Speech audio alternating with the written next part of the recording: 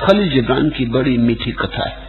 एक आदमी परदेश गया, ऐसे देश जहां उसकी भाषा कोई समझता नहीं। एक होटल के सामने खड़ा है, लोग भीतर बाहर आ जा रहे हैं। वो सोचने लगा क्या है यहाँ, जाके मैं भी देखूं। इतने लोग आते जाते, बड़ा महल जैसा मालूम होता। गरीब आदमी गरीब देश से आता। वो भीतर चला गया, वहां अनेक लोग टेबल कुर्सियों पर बैठे हैं, तो वो भी बैठ गया। वो बड़ा प्रसन्न है, बड़ी शीतल है, सब सुंदर है, सुवासित है। और तभी वेटर आया, तो उसने समझा कि मेरे स्वागत में मालिक ने अपने आदमी भेजे। वेटर ने उससे समझने की कोशिश की, को समझ ना सका, तो जो भी सामान्य भोजन था वो ले आया। उसने भोजन किया, बहुत प्रसन्न हुआ, झुक झुक के धन्यवाद देने लगा। वेटर उसको पैसे मांगे और वो धन्यवाद दे, क्योंकि भाषा तो समझ में नहीं आती। वो समझ रहा है कि मेरा स्वागत किया गया। अंततः वेटर उसे मैनेजर के पास ले गया। मैनेजर भी नाराज होने लगा, लेकिन वो समझ रहा है कि मुझ परदेसी का इतना सम्मान किया जा रहा। फिर उसे भेजा गया अदालत में। वो यही समझा कि सम्राट के पास भेजा जा रहा। अदालत बड़ी थी और सम्राट जैसा ही लगता था मजिस्ट्रेट, तो बड़ा झुका। मजिस्ट्रेट उससे बहुत पूछता है कि तूने भोजन लिया तो पैसे क्यों नहीं चुकाए, मगर उसकी कुछ समझ में आता नहीं, वो भाषा समझता नहीं। वो जो कहता है मजिस्ट्रेट नहीं समझ पाता। आखिर मजिस्ट्रेट ने कहा, या तो ये आदमी पक्का धूर्त है कि समझना नहीं चाहता, और या फिर महामूर्ख है। जो भी हो, इसको सजा दी जाए। इसके गले में एक तख्ती लटका दी जाए कि यह आदमी धूर्त है, और गधे पे बिठाल के इसकी सवारी गांव में घुमा दी जाए, ताकि लोग जान लें कि इस तरह का काम कोई दोबारा ना करे। मगर वो तो बड़ा प्रसन्न, जब उसके गले में तख्ती लटकाएगी तो उसने हद हो गई, मुझ गरीब आदमी का कैसा स्वागत हो रहा है। और जब गधे को उसे बिठाला गया तो उसकी मगनता का अंत ना रहा। उसने कहा, ये लोग भी आश्चर्यजनक, क्योंकि वो गरीब आदमी घर पे गधे पे ही बैठता था। तो उसने सोचा, हद है, उन्होंने पता भी कैसे लगा लिया कि मैं गधे पे ही बैठता हूँ, और अब मेरी शोभा यात्रा निकल रही, और बच्चे शोरगुल मचाते और लोग हंसते और पीछे चलते, और बड़ा जुलूस चला, और वो बड़ी अकड़ से बैठा। सिर्फ एक बात मन में उसके खटकने लगी कि जब मैं लौट के अपने गांव में कहूंगा तो कोई मानेगा नहीं कि ऐसा ऐसा स्वागत हुआ। आज अगर कोई एक भी आदमी मेरे गांव वाला होता तो मजा आ जाता। अब ये हो भी रहा है स्वागत तो बेकार है। यहां कोई मुझे जानता नहीं, और जहां लोग मुझे जानते वहां कोई मानेगा नहीं। तभी उसने देखा कि भीड़ में एक आदमी उसके देश का खड़ा है। वो आदमी कोई 10-20 साल पहले आ गया था, तो वो बड़ा खुश हुआ। उसने कहा, देखते हो भाई कैसा मेरा स्वागत हो रहा है। वो आदमी तो उसकी भाषा समझता है। वो जल्दी से भीड़ में सरक गया। वो इसलिए भीड़ में सरक गया कि ये मूड समझ रहा है कि स्वागत हो रहा है। वो इस देश की भाषा भी समझने लगा है,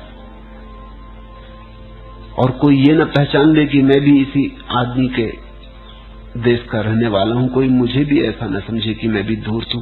तो भीड़ में चुपचाप सरक गया। और ये गधे पे बैठा आदमी सोचा, हद हो गई ईर्ष्या की भी। मेरा स्वागत देख के जलन पैदा हो रही इसको। इसका कभी स्वागत नहीं हुआ मालूम होता, 20 साल हो गए आए हुए। तुम्हें कोई गाली देता है, गाली तुम्हारे भीतर विचारों का एक जाल पैदा करती। अगर तुम गाली को शांत भाव से सुन सको और तुम्हारे भीतर विचार का कोई जाल पैदा ना हो। गाली में नहीं है दंश, क्योंकि गाली अगर तुम्हारी समझ में ना आए तो कोई अड़चन नहीं, इसलिए गाली में दंश नहीं है। दंश तो तुम्हारी विचार की प्रक्रिया में, जब भीतर विचार चलने लगे तो तुम पीड़ित हुए। किसी ने सम्मान किया तो तुम प्रफुल्लित होते हो। सम्मान में नहीं है प्रफुल्लता, तुम्हारे भीतर विचारों की जो तरंगें उठने लगती उनमें। ज्ञानी सुख और दुख में, सम्मान अपमान में निर्विचार बना रहता। जो होता उसे देख लेता, लेकिन उसको कोई बहुत मूल्य नहीं देता, तटस्थ बना रहता, संताप से मुक्त हो जाता। संताप हम पैदा करते हैं सोच सोच के, हम संताप के लिए बड़ी मेहनत करते हैं, तब पैदा होता। हम ऐसे दीवाने हैं कि 20 साल पहले किसी ने गाली दी थी, अब भी उसको संभाल के रखें धरोहर की तरह, जैसे कोई हीरा जवाहरात। अभी भी दिल में चोट आ जाती, अभी भी याद कर लो उस बात को तो नथने फड़फड़ाने लगते, हाथ पैर गर्म हो जाते, मरने मारने की जिद आ जाती। 20 साल पहले किसी ने गाली दी थी, हवा का झोंका आया और कब का गया, लेकिन तुम उसे पकड़े बैठे हो, एक स्मृति को पकड़े बैठे हो। तुम घाव को भरने नहीं देते, तुम घाव को कुरेदते रहते हो ताकि घाव हरा बना रहे। लोग बड़े दुखवादी हैं। जो मनुष्य इस जगत में आनंदित होना चाहे उसे कोई रोक नहीं सकता, और अगर तुम दुखी हो तो तुम्हारे कारण दुखी हो, कोई तुम्हें दुखी कर नहीं रहा।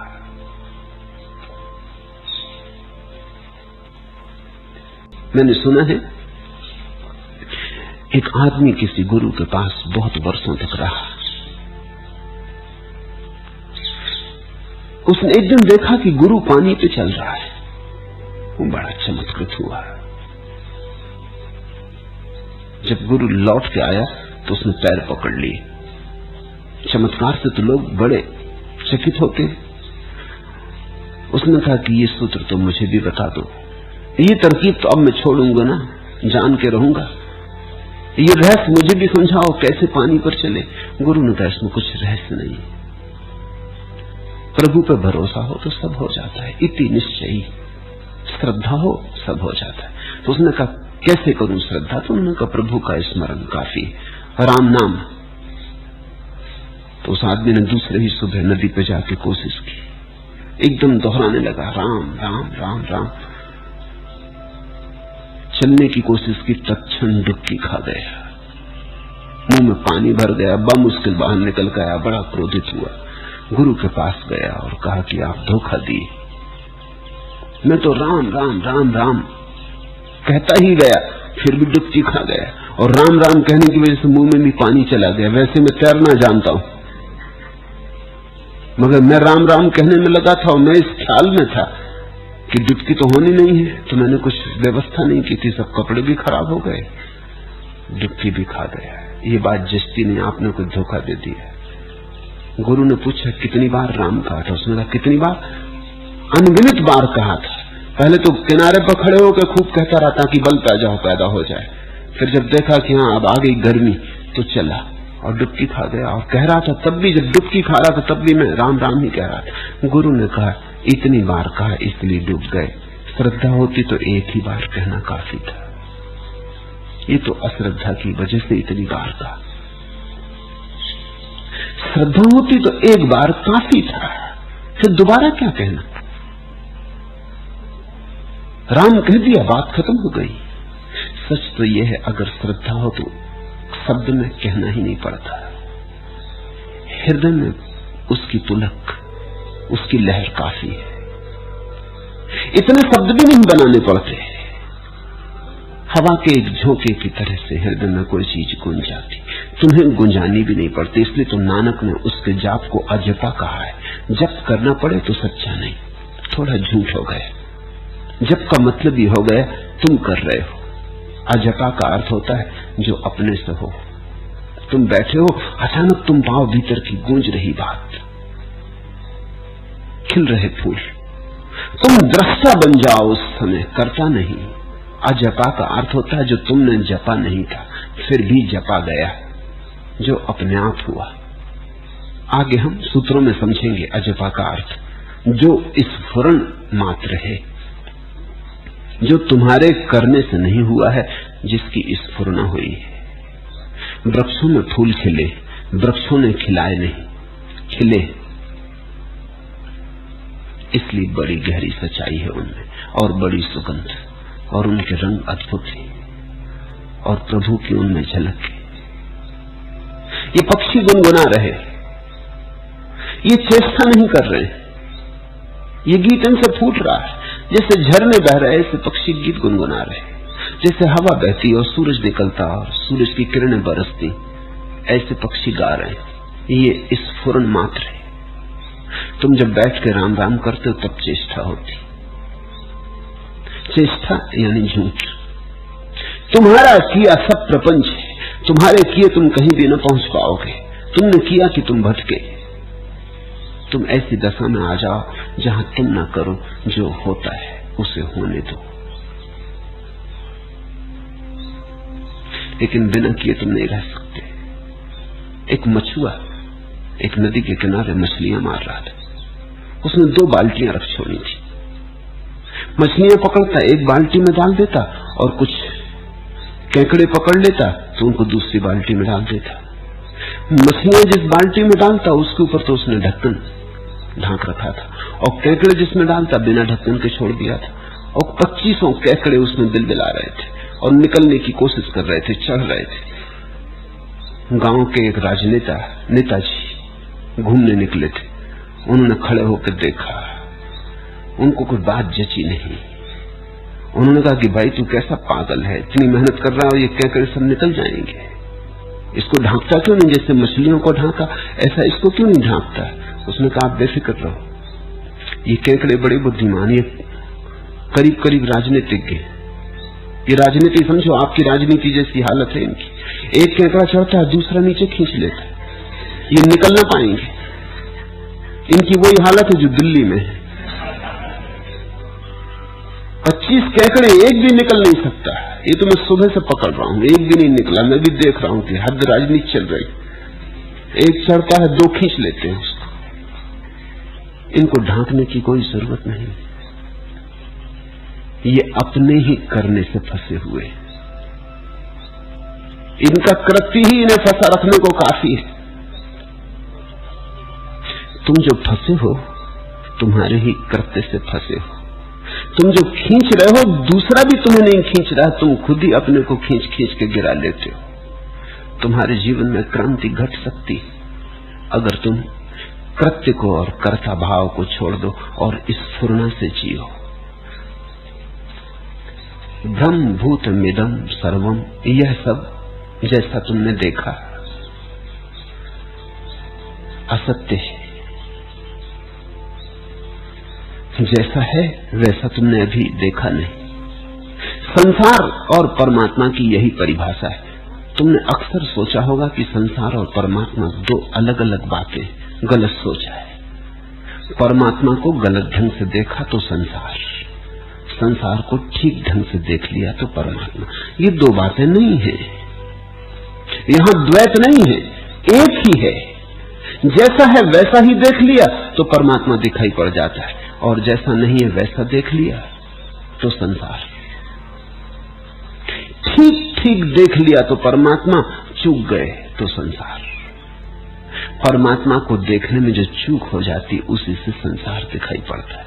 परमात्मा को देखने में जो चूक हो जाती उसी से पदार्थ दिखाई पड़ता है, अन्यथा पदार्थ नहीं। पदार्थ तुम्हारी भ्रांति है, परमात्मा सत्य है।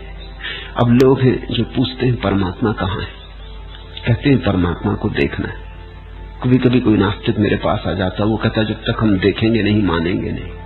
मैं उससे कहता हूं पहले तू अपनी आंख की तो फिक्र कर ले। देखेगा ये तो ठीक है, देखने की आकांक्षा भी ठीक है, लेकिन तेरी आंख खुली है, तेरी आंख साफ सुथरी है, इसकी तुझे चिंता नहीं है। दर्शन की चिंता है, दृष्टि की चिंता ही नहीं है। अंधा है और रोशनी देखना चाहता है, बहरा है और संगीत सुनना चाहता है, और कहता जब तक सुनूंगा नहीं मानूंगा नहीं। बात तो ठीक कह रहा है, सुनोगे नहीं तो मानने का सार भी क्या है। लेकिन अगर सुनाई नहीं पड़ रहा है तो पहली बात बुद्धिमान आदमी यही सोचेगा कि कहीं मेरे सुनने के यंत्र में कोई खराबी तो नहीं। सदियों सदियों में सदपुरुषों ने कहा है एक देश में नहीं, अनंत अनंत कालों में, अनंत अनंत देशों में, अनंत अनंत परिस्थितियों में सदपुरुषों ने निरपवाद रूप से कहा है। तो कहीं मेरे आंख के यंत्र में कुछ खराबी तो नहीं। ये बुद्धिमान आदमी पहली बात उठाएगा। बुद्धू कहता है हो, तो मैं देखूं तो मैं मानूं, और इसकी फिक्र ही नहीं करता कि मेरे पास देखने की क्षमता है, पात्रता है। इति निश्चयी का अर्थ होता है जिसने देख लिया और देख के जो निश्चय को उपलब्ध हो गया। निश्चय एक ही तरह से आता है, दर्शन से, अनुभव से, प्रतीति से।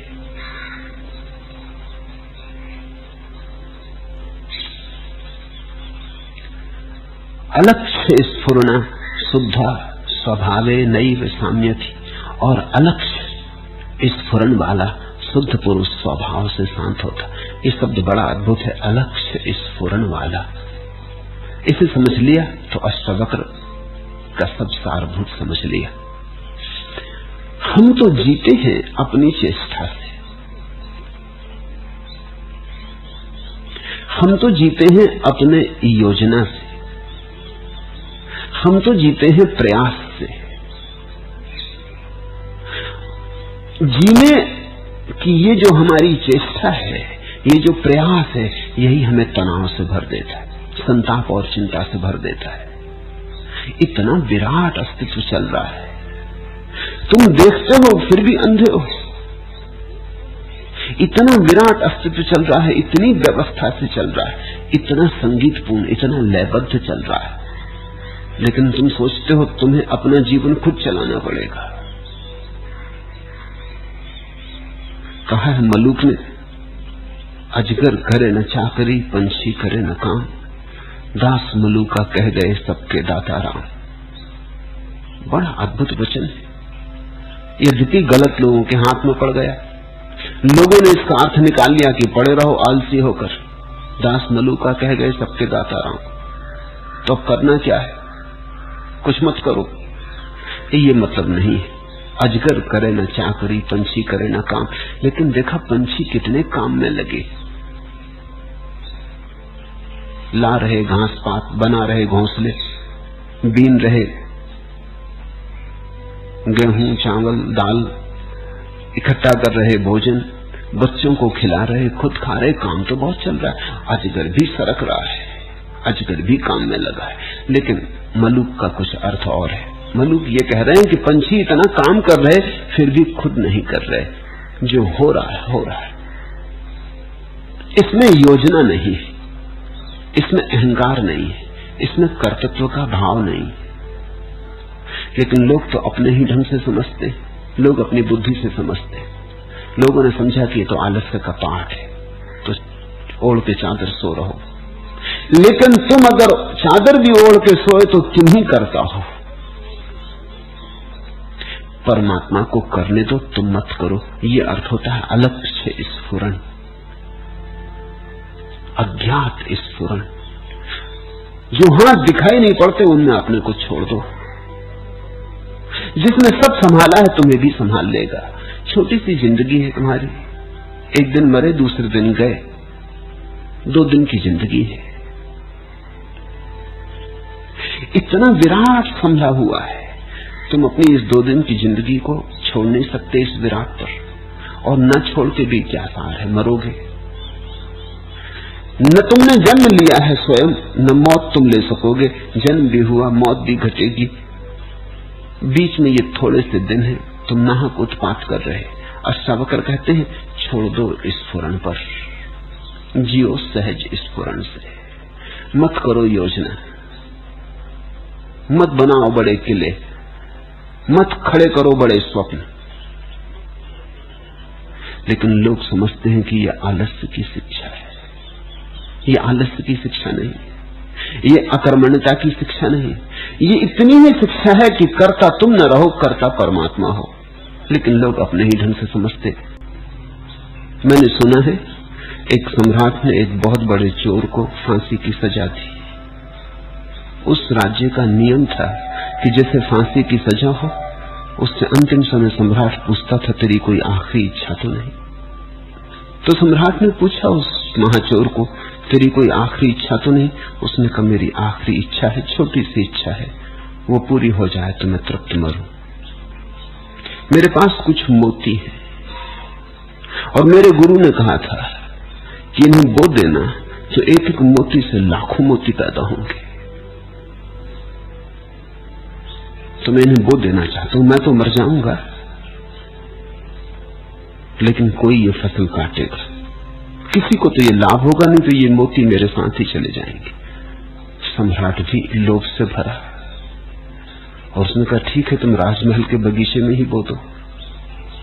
उस आदमी ने जमीन साफ की, उस आदमी ने जमीन पर हल बखर चलाए, और फिर वो आदमी अचानक खड़ा हो गया। उसने कहा, सम्राट से कहा आप कृपा करके यहाँ आ जाएं, क्योंकि मेरे गुरु ने कहा था जो चोर न हो वही इन मोतियों को बोए। मैं तो चोर हूं, मैं इनको नहीं बो सकूंगा, और बोऊंगा तो ये व्यर्थ चले जाएंगे। इन मोतियों की ये खूबी है, ये उगेंगे तभी जब कोई ऐसा आदमी बोए जो अचोर है। सम्राट अपने वजीरों की तरफ देखने लगा, वजीर पुरोहित की तरफ देखने लगे, वो पुरोहित सेनापति की तरफ देखने लगा, और सेनापति सम्राट की तरफ देखने लगा। और तब सम्राट ने कहा, क्षमा करो, ये बीज न बो जा सकेंगे, हम सब चोर हैं। ऐसा तो कोई आदमी नहीं जो चोर ना हो। और सम्राट ने कहा, मैं समझ गया तुम्हारी बात, तुम्हारी फांसी की सजा रद्द की जाती। तुम भी चोर हो, हम भी चोर हैं, तुम छोटे चोर हो, हम बड़े चोर हैं, लेकिन चोर हम सब हैं। और वो सम्राट बड़ा दानी था, और वो चोर कहने लगा, महाराज आप और चोर कैसे हो सकते हैं, आप तो महादानी। वो सम्राट कहने लगा, महादानी कैसे हो सकता हूं बिना चोर हुए। पहले तो चोरी करनी पड़े, फिर दान करना पड़ता। लाख आदमी चुरा लेता है, 2-4 हजार दान कर देता है। ऐसे चोरी के ऊपर साधु हो जाता है। चोरी करके यहां धन इकट्ठा कर लेता है, साधु होके पुण्य करके वहां स्वर्ग में भी सिक्के इकट्ठे कर लेता है। तुम तो योजना बनाते मृत्यु तक की, मृत्यु के पार तक की, अपने लिए, अपने बच्चों के लिए, अपने बच्चों के बच्चों के लिए, नाती पोतियों के लिए। समय के लंबे विस्तार पर तुम्हारी कामना फैल जाती। फिर उस कामना के धुंध में से तुम देखना चाहते हो यथार्थ को, नहीं दिखाई पड़ेगा। राम को देखना चाहते, काम के धुंध से नहीं दिखाई पड़ेगा। काम का धुंध जाए तो राम दिखाई पड़े। सत्य तो मौजूद है, आंख के सामने मौजूद है, लेकिन आंखें धुंधली हो गई हैं। आंखों पर चश्मे चढ़े हैं, और मजा ऐसा है कि चश्मे भी तुम्हारे नहीं, चश्मे भी दूसरों के। कभी देखा किसी दूसरे का चश्मा लगा के देखा कैसी हालत हो जाती, कुछ का कुछ दिखाई पड़ने लगता है। और तुम्हारी आंख पर एक आध चश्मा नहीं है दूसरों का, न मालूम कितने चश्मे, बुद्ध के, महावीर के, कृष्ण के, मोहम्मद के, जरथुस्त्र के, चश्मे पे चश्मे तुमने हर जगह से इकट्ठे कर लिए। सदियों सदियों के चश्मे, वो सब तुम लगाए बैठे हो, और उनके माध्यम से तुम देखना चाहते हो जो है उसे नहीं। प्रपंच हो जाता, सब झूठ हो जाता है, सब विकृत कुरूप। प्रपंच का अर्थ होता है आंख शुद्ध न थी और देखा, और आंख ही शुद्ध न हो तो फिर तुम जो भी देखोगे वो गलत हो गया। यही माया का अर्थ है। माया का ऐसा अर्थ नहीं है कि जो चारों तरफ है वो झूठ है। जैसा तुमने देखा वैसा नहीं है, जैसा तुमने देखा वैसा झूठ है। ये पत्थर, पहाड़, ये सूरज, चांद, तारे, ये झूठ नहीं है, लेकिन तुमने जैसा देखा वैसा झूठ है। कभी देखा रात चांद निकला हो, पूर्णिमा का चांद हो, शरद का चांद हो, और अगर तुम दुखी हो तो चांद भी लगता है रो रहा है। चांद क्या खाक रोएगा, लेकिन तुम रो रहे हो, तुम्हारी आंखें आंसू से भरी, तुम्हारी प्रेयसी खो गई कि तुम्हारा प्रेमी खो गया, कि तुम्हारा बेटा मर गया। तुम चांद की तरफ देखते हो, लगता चांद से आंसू टपक रहे, तुम्हारे आंसू चांद पर आरोपित हो जाते। और हो सकता है तुम्हारे ही पड़ोस में किसी को उसकी प्रेयसी मिल गई हो, उसका मित्र घर आया हो, वो आनंद मगन हो रहा हो। वो चांद को देखेगा तो देखेगा चांद मुस्कुरा रहा, नाच रहा, गीत गुनगुना रहा। एक ही चांद को देखते तुम दोनों, लेकिन दोनों की आंखें अलग है, दोनों की भावदशा अलग है। भावदशा आरोपित हो जाती, फिर चांद नहीं दिखाई पड़ता, वही दिखाई पड़ता है जो तुम्हारे भीतर है। जब तक हमारे भीतर प्रक्षेपण, प्रोजेक्टर मौजूद है, तब तक हम जो भी देखेंगे वह झूठ हो जाएगा। ब्रह्म भूतमिदं सर्वम। और ये जो सब तुम्हें अब तक दिखाई पड़ा है, ये सब बिल्कुल असत्य है। समझ लेना ठीक से, इसका ये मतलब नहीं कि ये नहीं है, कि तुम जाओगे तो दीवार से निकलना चाहोगे तो निकल जाओगे, सब टूट जाएगा। दीवार है, इस भ्रांति में मत पड़ना। लेकिन जैसा तुम देखते हो वैसा नहीं है। तुम्हारे देखने में भूल है, सत्य के होने में जरा भी भूल नहीं है। जिस दिन तुम्हारी आंखें निर्मल हो जाएंगी, ध्यान पूरित हो जाएंगे, जिस दिन तुम्हारी आंखों पर दूसरों के चश्मे न रह जाएंगे, पक्षपात के, शास्त्र के, सिद्धांत के, हिंदू, मुसलमान, ईसाई, बौद्ध, जैन के, जिस दिन तुम्हारी आंख पर कोई चश्मे न होंगे, तुम्हारी आंख खुली और नग्न होगी और तुम मुक्त आंख से देखोगे, और आंख के पीछे छिपी हुई वासना का कोई प्रोजेक्टर, कोई प्रक्षेपण यंत्र न होगा, उस दिन जो दिखाई पड़ेगा वही परमात्मा है। उस दिन सत्य को जाना, उस दिन भ्रम छूटा। यह सब प्रपंच है, यह कुछ भी नहीं है, ऐसा निश्चय पूर्वक जानकर। शास्त्र परंपरागत होता ही नहीं। शास्त्र हो तो परंपरागत हो ही नहीं सकता।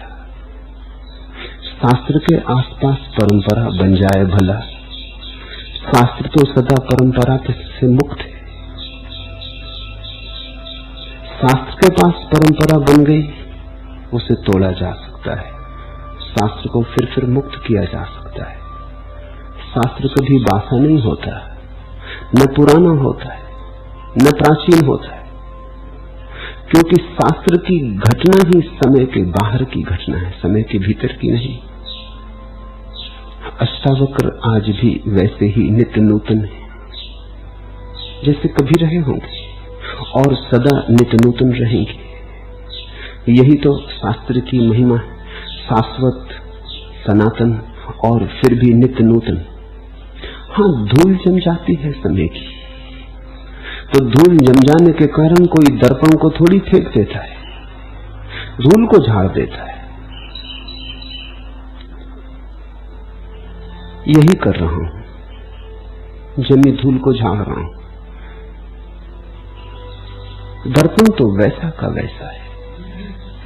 ये दर्पण ऐसे नहीं जो मिट जाएं, जरा जीर्ण हो जाएं।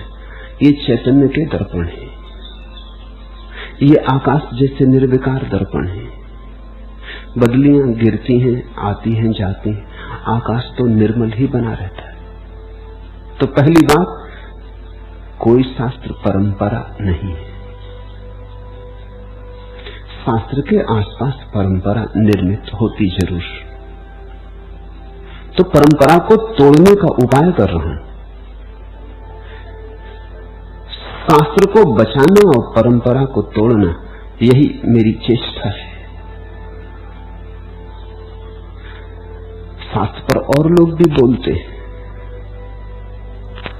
लेकिन फर्क समझ लेना, वे परंपरा को बचाते और शास्त्र को तोड़ते। मैं शास्त्र को बचाता और परंपरा को तोड़ता हूं। शास्त्र पर बोलने भर से कुछ नहीं सिद्ध होता कि क्या काम भीतर हो रहा है। कुछ है जो धूल को बचाते, दर्पण को तोड़ते। वे भी शास्त्र पर बोलते, मैं भी शास्त्र पर बोल रहा हूं, लेकिन दर्पण को बचा रहा हूं, धूल को तोड़ रहा हूं। इसलिए तुम ऐसा मत समझ लेना कि पूरे के शंकराचार्य बोलते तो वही मैं बोल रहा हूं। अष्टावक्र की गीता पर पूरी के शंकराचार्य भी बोल सकते, लेकिन मौलिक भेद यहां होगा, शास्त्र को मिटाएंगे और परंपरा को बचाएंगे। परंपरा अष्टावक्र की नहीं, अष्टावक्र के पीछे आए हुए लोगों ने बनाई है।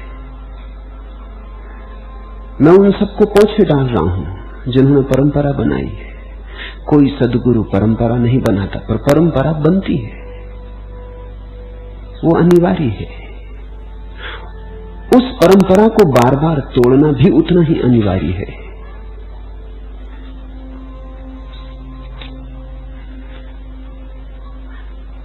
इसलिए समझना, परंपरा को अंधी लाठी से मत पीटो, उसमें बहुत कुछ है जो जीवन है, जीवनदायक है।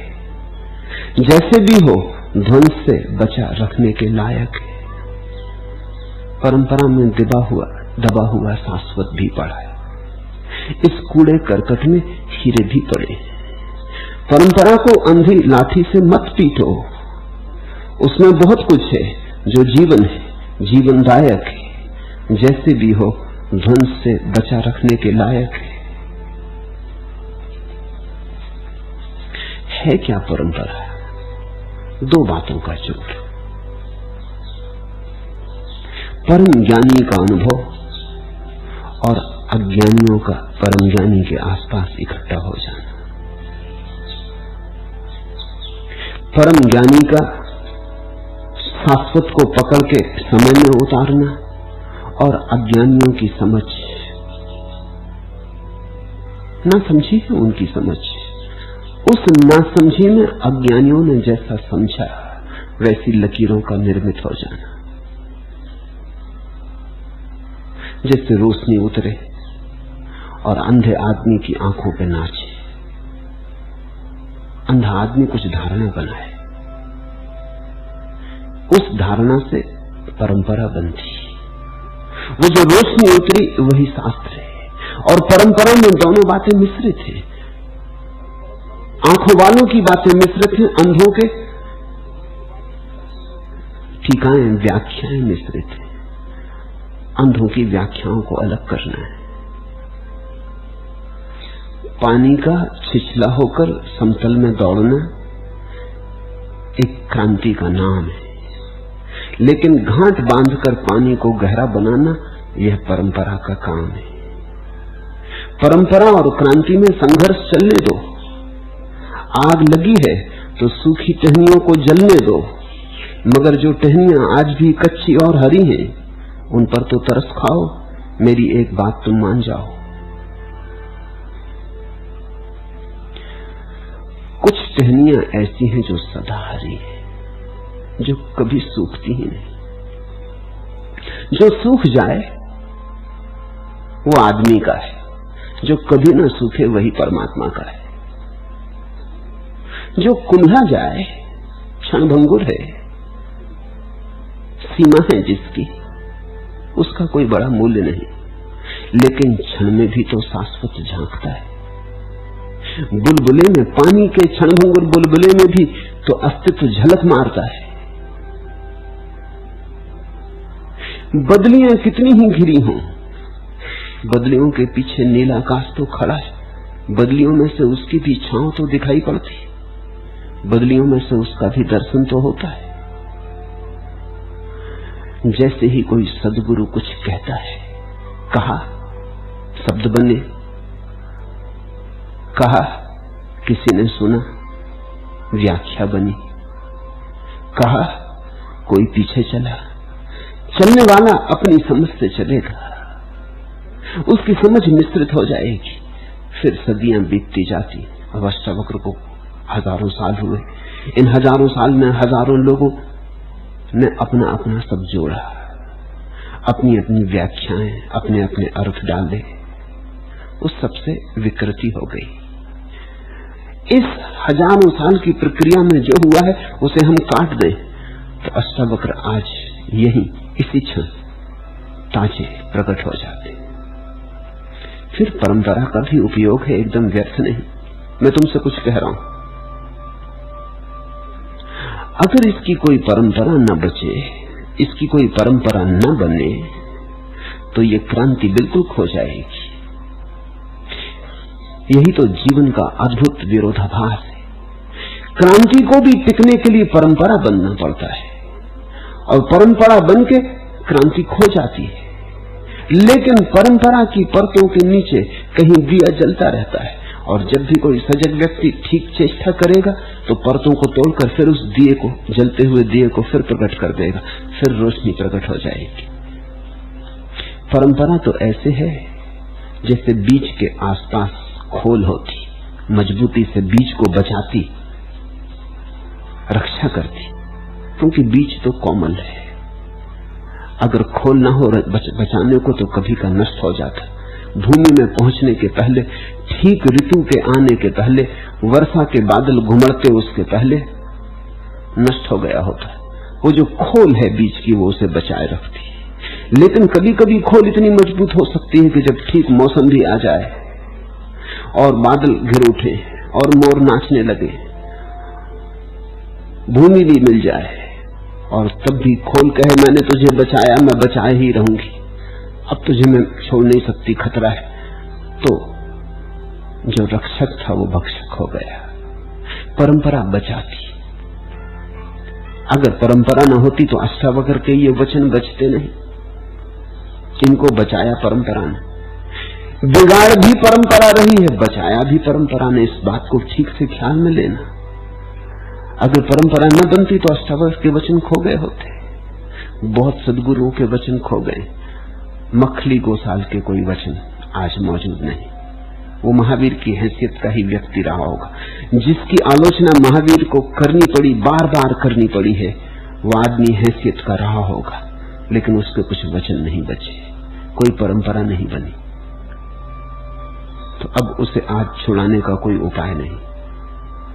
बन जाती परंपरा तो कारागृह में होता मखली गोसाल, लेकिन दरवाजे तोड़ सकते थे, ताले खोल सकते थे, सिंह से गला सकते थे, उसे मुक्त कर लेते। महावीर को अभी मुक्त किया जा सकता है, जैनों के कारागृह से मुक्त किया जा सकता है, बुद्ध को मुक्त किया जा सकता है। मखली गोसाल को कैसे मुक्त करो? मखली गोसाल के आसपास कारागृह बना ही नहीं। मखली गोसाल खो गया। ऐसे ही अजित केस कंदली खो गया। ऐसे ही और न मालूम कितने सदगुरु जिन्होंने जाना, उनके आसपास परंपरा नहीं बनी तो खो गए। अब ये मजे की बात है, जिनके पास परंपरा बनी वो परंपरा में दब गए, और जिनके पास परंपरा नहीं बनी वो तो बिल्कुल खो गए। तो धन्यभागी है वो जिनके आसपास परंपरा बनी, कुछ तो बचे। कितनी ही परतों में दबे हों, लेकिन है तो कोई न कोई उन परतों को तोड़ सकेगा। तो परंपरा एकदम व्यर्थ नहीं है, बचाती भी है, मारती भी है। परंपरा का उपयोग आना चाहिए तो फिर बचाती, ठीक मौसम में फिर मुक्त कर देती।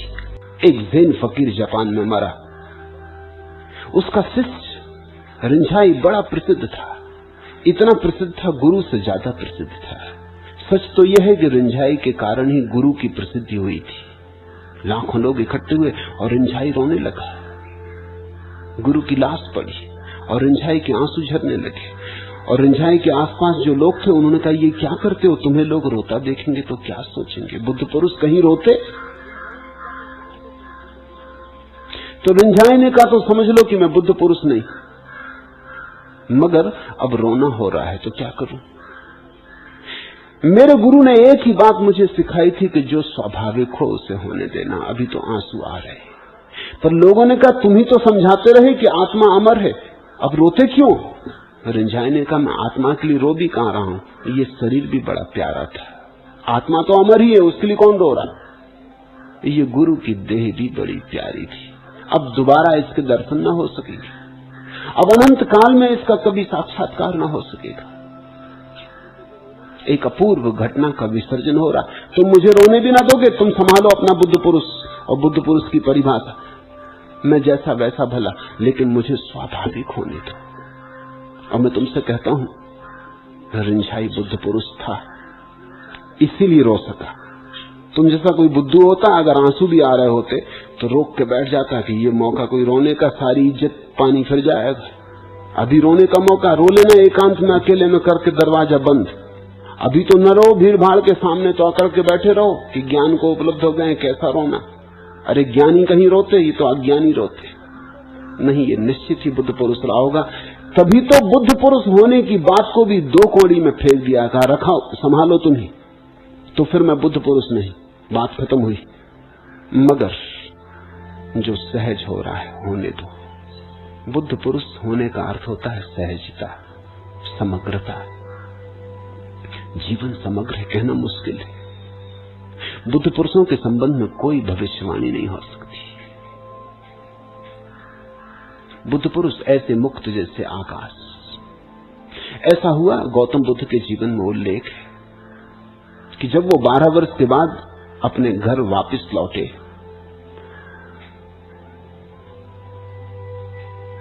तो स्वभावतः अपने पिता को, अपनी पत्नी को, अपने बेटे को मिलना चाहे। तो आनंद ने कहा कि ये शोभा नहीं देता। बुद्ध पुरुष का कौन पिता, कौन बेटा, कौन पत्नी, बात खत्म हो गई, आप तो ज्ञान को उपलब्ध हो गए। बुद्ध ने कहा मैं तो हो गया, लेकिन वे नहीं हैं अभी उपलब्ध। उनका मोह अभी भी मेरे प्रति है, और मैं तो मुक्त हो गया, लेकिन मेरा ऋण तो कायम। उनसे मैंने जन्म लिया, और इस पत्नी को मैं 12 साल पहले छोड़ के अंधेरी रात में भाग गया था। क्षमा तो मांग लेने दो। मेरी यात्रा तो पूरी हो गई, लेकिन वो तो अभी भी जली भुंजी बैठी, अभी भी नाराज है। बड़ी माननी है यशोधरा, उसने मुझे क्षमा नहीं किया, और जब तक मैं क्षमा न मांगू वो क्षमा करेगी भी नहीं। अब मुझे उससे क्षमा मांग लेने दो ताकि वो भी मुक्त हो जाए। ये बात गई गुजरी हो गई, जो हुआ हुआ। आनंद जरा कसमस आया, उसको ये बात जिसती नहीं। बुद्ध पुरुष को क्या लेना देना। फिर भी अब नहीं मानते तो ठीक है, गया। आनंद जब संन्यास्त हुआ था, आनंद बुद्ध का बड़ा भाई था, स्वयं सचेरा बड़ा भाई। जब वो संन्यास्त हुआ था, बुद्ध से दीक्षा ली थी, तो दीक्षा के पहले उसने कहा था कि मेरी कुछ शर्तें, दीक्षा के बाद तो मैं शिष्य हो जाऊंगा, फिर तुम मेरी सुनोगे नहीं, मुझे तुम्हारी सुननी पड़ेगी। दीक्षा के पहले बड़े भाई की हैसियत से ये शर्तें तुमसे मांग लेता हूं। उसमें एक शर्त ये भी थी कि सदा तुम्हारे साथ रहूंगा, तुम कभी भी मुझसे ये न कह सकोगे कि आनंद मुझे छोड़। रात तुम्हारे कमरे में सोऊंगा, तुम्हारी छाया की तरह चलूंगा। तुम मुझे समझा ना सकोगे कि आनंद जा तो दूसरे गांव में शिक्षा दे लोगों को, मैं कहीं जाने वाला नहीं, मैं तुम्हारे पीछे रहूंगा। ऐसी उसने पहले ही शर्त रख ली थी, बुद्ध ने शर्त मान ली थी। जब वो महल में प्रवेश करने लगे तो बुद्ध ने कहा, आनंद, यशोधरा खुल ना पाएगी अगर तू मौजूद रहा। कुलीन स्त्री है, वो अपना भाव भी प्रकट ना करेगी तेरे सामने। फिर तू मेरा बड़ा भाई है, वो घूंघट कर लेगी, वो रो भी ना पाएगी, नाराज भी ना हो पाएगी, और तेरे सामने तेरी प्रतिष्ठा को ध्यान में रखकर वो कुछ कहेगी भी नहीं। तू कृपा कर, आज तू जरा पीछे रह जा। आनंद ने कहा, ये कैसी बात, बुद्ध पुरुष को पत्नी क्या, पति क्या। पर बुद्ध ने कहा, तू छोड़ फिकर बुद्ध पुरुषों की, मैं किसी परिभाषा से बंधा नहीं, यही उचित मालूम होता। और बात ठीक थी, यशोधरा क्षमा न कर पाती बुद्ध को अगर आनंद मौजूद रहता। जब बुद्ध गए, यशोधरा टूट पड़ी, रोई, चीखी, चिल्लाई, नाराज हुई। उसने कहा कि तुम मुझे छोड़ के भाग गए, तुमने इतना भी भरोसा ना किया कि मुझे जगा के पूछ लेते, क्या तुम सोचते हो मैं मना करती? तुमने इतना भी मेरे प्रेम का भरोसा ना किया, इतना मेरा प्रेम का समादर ना किया। तुम पूछ लेते कि मैं जाता हूं, मैं तुम्हें जाने देती, लेकिन तुम पूछ तो लेते, तुम जगा के कह तो देते, मैं अंतिम क्षण तुम्हारे पैर तो छू लेती। तुमने इतना भी मुझे मौका न दिया, तुमने इतना भी भरोसा न किया। मैं छतरानी हूं, तुम अगर कहते कि तुम्हें अपनी गर्दन भी काटनी है तो मैं तुम्हारे पैर छू के तुमसे कहती कि ठीक है, तुम मालिक हो, तुम मेरे स्वामी हो, मैं तुम्हारी मालिक नहीं, तुम्हें जो ठीक लगे करो। लेकिन तुम भाग गए चोर की तरह। वो मन में कसती है बात, कांटे की तरह सलती है बात। वो खूब नाराज हुई, वो खूब चिल्लाई, वो खूब रोई। इस सब उधेड़ बुन में उसे ख्याल ही न रहा कि बुद्ध चुपचाप खड़े हैं, एक शब्द भी नहीं बोले। तब उसने अपनी आंखों से आंसू पहुंचे और बुद्ध से कहा, आप चुप हैं, बोलते नहीं। बुद्ध ने कहा, मैं क्या बोलूं, क्योंकि जो गया था वो आया नहीं, जिससे तू लड़ रही है वो अब है नहीं, और जो मैं आया हूं उससे तू बिल्कुल अपरिचित है। तू मेरी तरफ देख पागल, जो गया था वो मैं नहीं हूं। देह वैसी लगती होगी तुझे, लेकिन सब बदल गया, आमूल बदल गया हूं, जड़ मूल से बदल गया हूं। ये कोई और ही आया है, ये एक दूसरी ही ज्योति है। मैं तो मिट गया, नया होकर आया हूं। तू मेरी तरफ देख, अब कब तक गुजरे को लेके बैठी रहेगी? जो हुआ हुआ, उठ। जो मुझे हुआ है वो तुझे देने आया हूं। मैंने परम आनंद पाया, तू भी उसकी भागीदार बन। और यशोधरा संन्यास्त हुई। जब यशोधरा संन्यास्त हो गई तो यशोधरा से बुद्ध ने कहा, एक बात तू आनंद को समझा दे। वो चिंतित है। अगर मैं आनंद को लेके आया होता तो तू खुल पाती? वो कहती, कभी नहीं खुल पाती। मैं तुम्हें फिर कभी क्षमा न कर पाती। एक तो चोर की तरह भाग के गए और जब आए तो भीड़ भाड़ लेके आए ताकि मैं कुछ कह न सकूं। आनंद की मौजूदगी में मैं चुपचाप रह जाती। मैंने अपने हृदय के छाले तुम्हें न दिखाए होते। बात खत्म हो गई थी। तुमने फिर मेरा भरोसा नहीं किया। तुम फिर किसी को लेके आ गए, आड़ की तरह, बीच में पर्दे की तरह। बुद्ध पुरुष की कोई परिभाषा नहीं। फिर कोई एक बुद्ध पुरुष थोड़ी हुआ है कि परिभाषा हो जाए। सब बुद्ध पुरुष अनूठे होते। कृष्ण अपनी तरह, राम अपनी तरह, बुद्ध अपनी तरह, महावीर अपनी तरह, जीसस अपनी तरह, मोहम्मद अपनी तरह। इतने फूल खिलते हैं इस पृथ्वी पर, इतने भिन्न भिन्न। जूही है और बेला है और चंपा है और चमेली और गुलाब और कमल, और सब अलग अलग।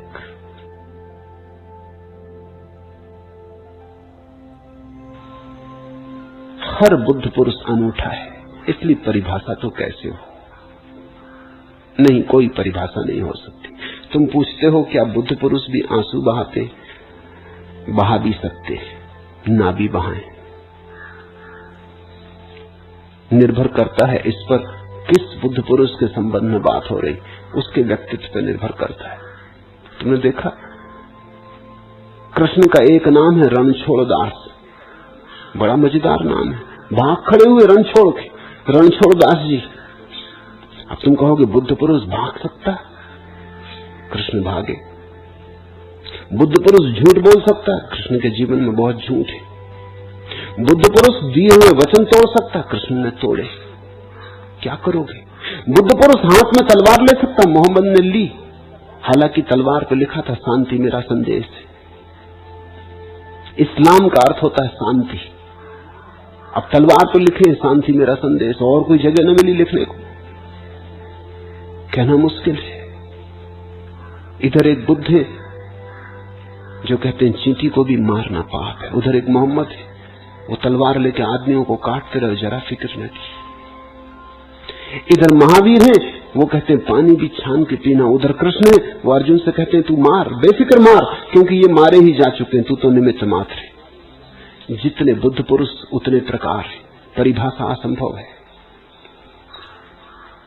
महावीर अकेले खड़े, कृष्ण हजारों स्त्रियों के बीच नाच रहे, बुद्ध वृक्ष के नीचे बैठे, मीरा गांव-गांव नाच रही। बुद्ध को तुम नाचता हुआ सोच नहीं सकते। महावीर के ओठ पे बांसुरी रखोगे, बड़ी बेहूदी मालूम पड़ेगी। कृष्ण को नंगा खड़ा कर दो, दिगंबर, जचेंगे नहीं। सब अनूठे, सब अपने अपने जैसे। एक एक बुद्ध पुरुष एक एक अनूठी घटना है, इसलिए कोई परिभाषा नहीं हो सकती, कुछ कहा नहीं जा सकता। और अभी सब बुद्ध पुरुष हो नहीं रहे हैं, जितने हुए हैं उससे बहुत ज्यादा होंगे, इसलिए भी परिभाषा बंद भी नहीं हो सकती। कल कोई बुद्ध पुरुष कैसा होगा कहना मुश्किल है। एक बात तय है, बस उसी को तुम समझना मूल आधार, कि बुद्ध पुरुष जो भी करता जागा हुआ करता, रोए तो जागा हुआ रोता, नाचे तो जागा हुआ नाचता, अकेला खड़ा रहे तो जागा हुआ खड़ा होता है। जागरण बुद्धत्व का स्वाद है। बुद्ध शब्द का अर्थ होता है जागा हुआ। जो भी करे जागा हुआ करता है। उसकी जागृति भर एकमात्र परिभाषा है। से सब गौण बातें, उसके अंतर का दिया जला होता है। मुल्ला नसरुद्दीन पकड़ा गया, किसी की मुर्गी चुरा ली। वकील ने उसको सब समझा दिया कि क्या क्या कहना, रटवा दिया कि देख इससे एक शब्द इधर उधर मत जाना। वो सब रट लिया, कंठस्थ कर लिया। वकील को कई दफे सुना भी दिया। वकील ने कहा बिल्कुल ठीक। अपनी पत्नी को भी सुना दिया। रात गुनगुनाता रहा, सुबह अदालत में भी गया और मुकदमा जीत भी गया, क्योंकि वकील ने ठीक ठीक पढ़ाया था। उसने वही कहा जो वकील ने पढ़ाया था। मजिस्ट्रेट ने कई तरह से पूछा, विपरीत वकील ने कई तरह से खोजबीन की, लेकिन वो तस से मस न हुआ। सबको पता कि मुर्गी उसने चुराई है। मजिस्ट्रेट को पता, छोटा गांव, और वो कई औरों की भी मुर्गियां चुरा चुका है, तो सभी को गांव को पता कि है तो मुर्गी चोर। लेकिन डटा रहा। आखिर मजिस्ट्रेट ने कहा कि हार मान गए, ठीक है, तो तुम्हें मुक्त किया जाता है नसरुद्दीन। तो भी वो खड़ा रहा। मजिस्ट्रेट ने कहा, खड़े क्यों, तुम्हें मुक्त किया जाता? तो उसने कहा, इसका क्या मतलब, मुर्गी में रख सकता हूं। तो चोरी भीतर है तो कहां जाएगी? वो सब पढ़ाया लिखाया व्यर्थ हो गया।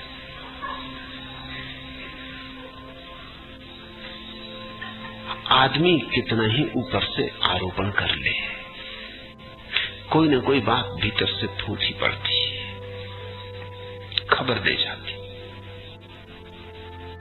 तुम कितने ही शांत बनो ऊपर से, तुम कितने ही सज्जन बनो, तुम कितने ही सुशील बनो, तुम कितना ही अभिनय करो, कोई न कोई बात कहीं न कहीं से बह के निकल आएगी, क्योंकि तुम जो हो उसको ज्यादा देर झुठलाया नहीं जा सकता।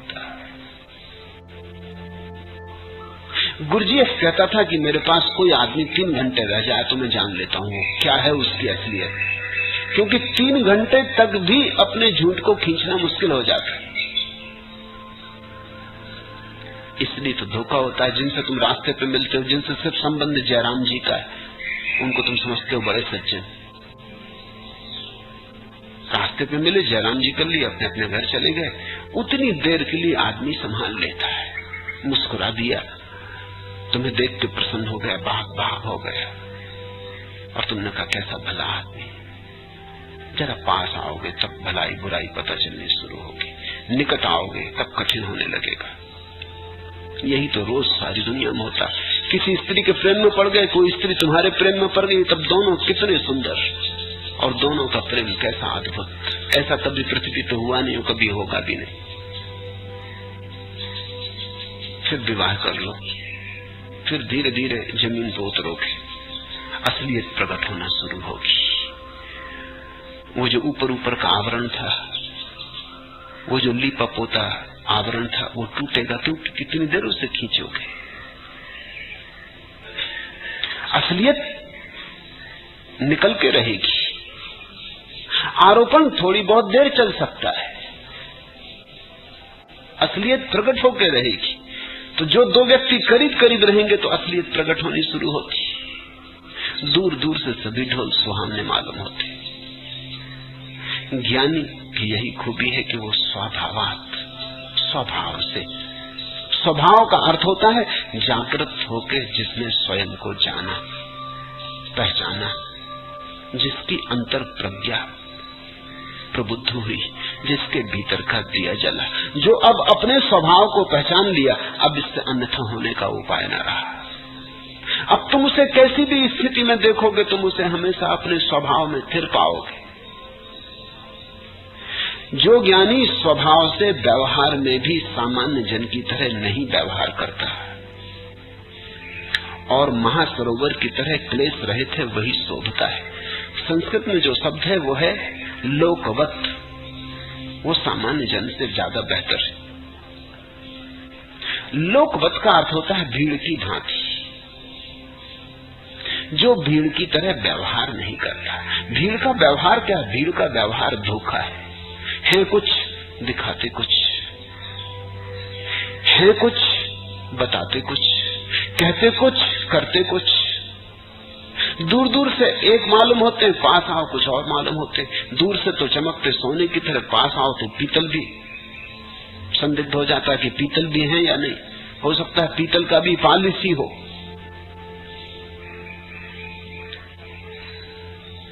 भीड़ का व्यवहार धोखे का व्यवहार है, प्रवंचना का व्यवहार है। ज्ञानी सहज होता, नग्न होता, जैसा है वैसा ही होता। रुचे तो ठीक, न रुचे तो ठीक। तुम्हारे कारण ज्ञानी अपने को किन्हीं ढांचों में नहीं ढालता।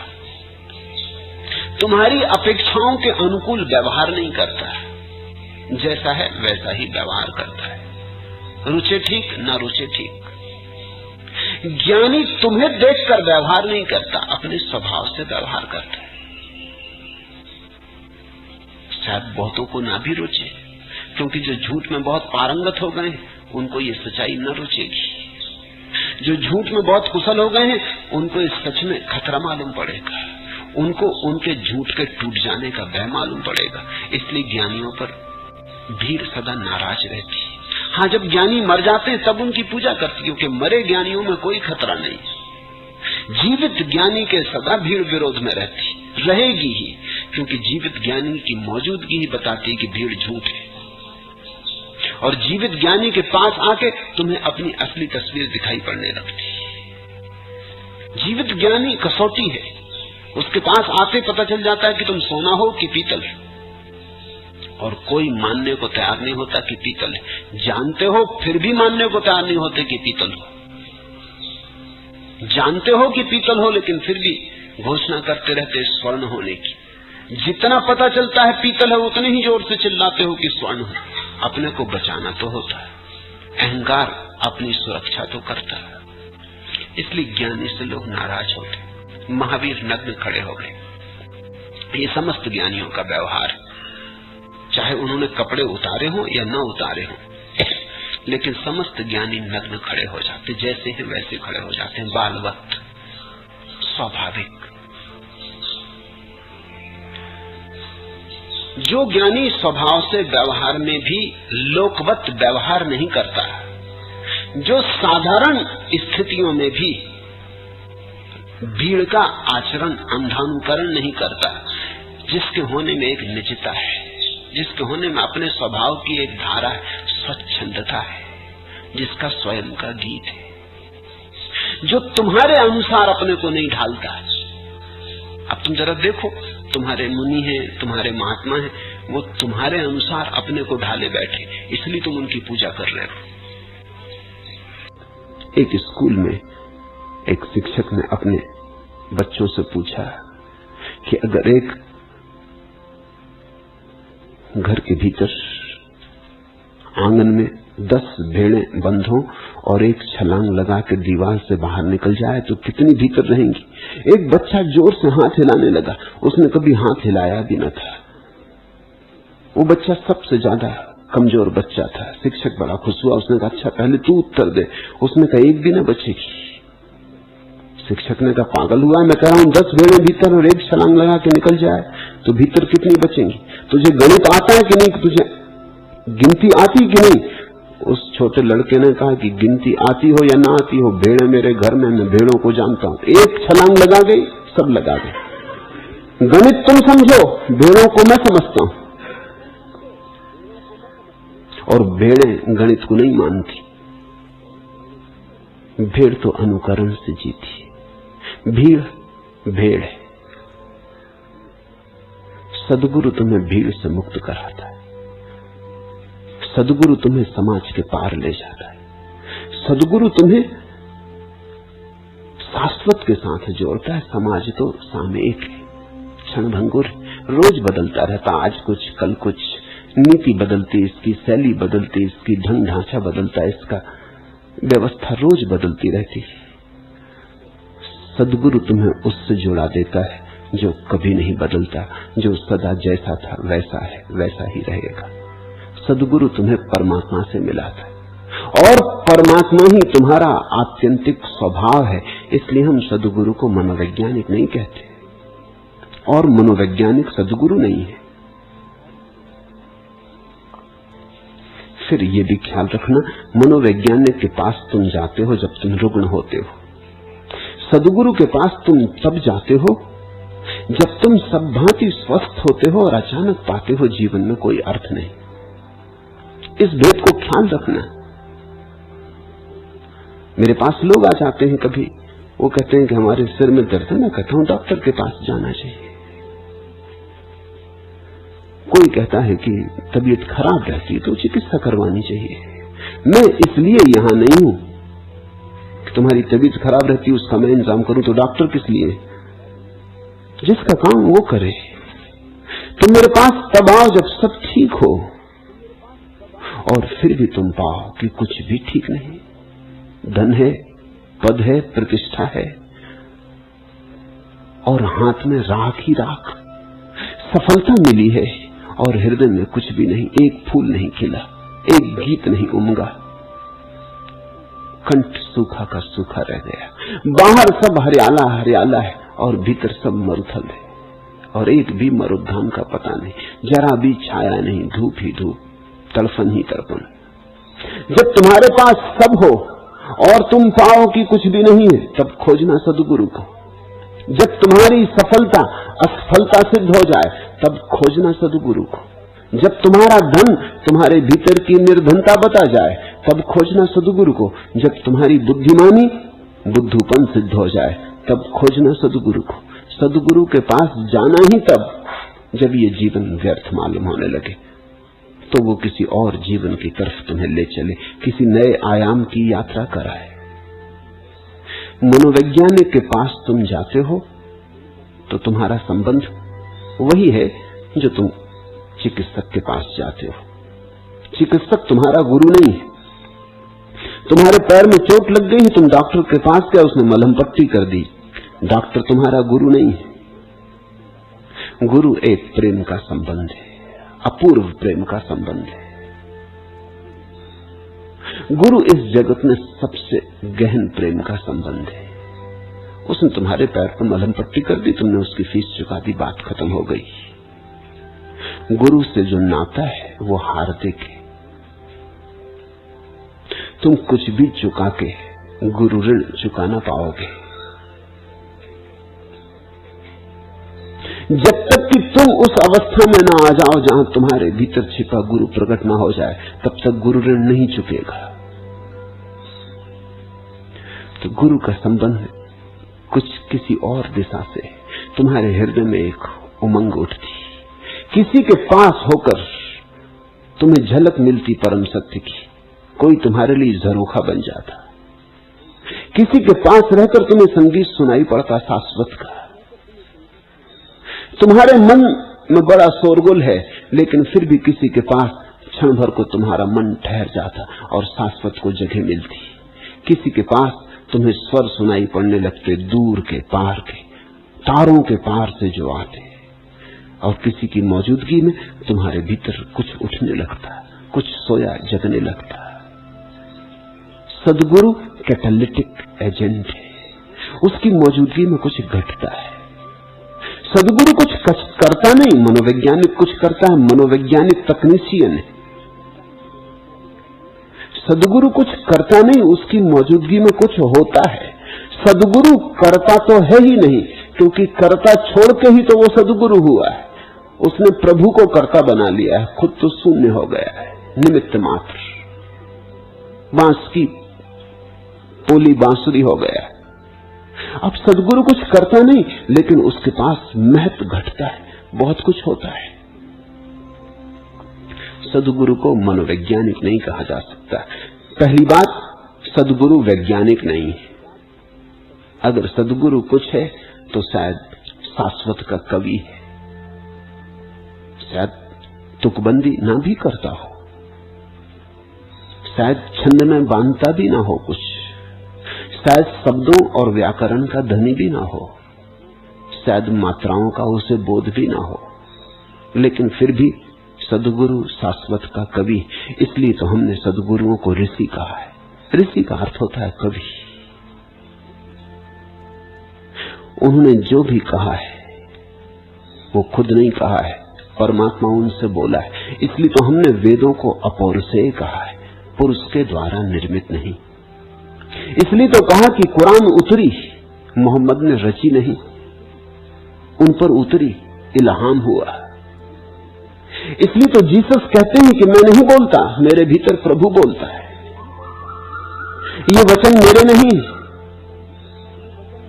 सद्गुरु शाश्वत की बांसुरी है, और तुम उसके प्रेम में पड़ जाओ, गहन प्रेम में पड़ जाओ,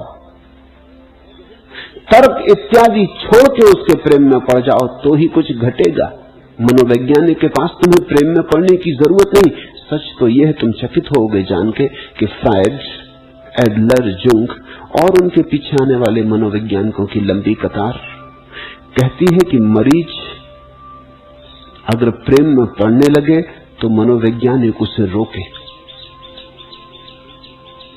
इसे वो कहते हैं ट्रांसफरेंस। अगर मरीज मनोवैज्ञानिक के प्रेम में पड़ने लगे तो मनोवैज्ञानिक इससे रोके, क्योंकि अगर मरीज प्रेम में पड़ गया और मनोवैज्ञानिक भी मरीज के प्रेम में पड़ गया तो कौन किसकी सहायता करेगा, कैसे सहायता करेगा? फिर तो सहायता असंभव हो जाएगी। देखा कभी एक बड़ा सर्जन, उसकी पत्नी बीमार पड़ जाए, हजारों ऑपरेशन किए हो, उसने अपनी पत्नी का ऑपरेशन नहीं कर पाता, किसी दूसरे सर्जन को बुलाता है, चाहे नंबर 2 सर्जन को बुलाए।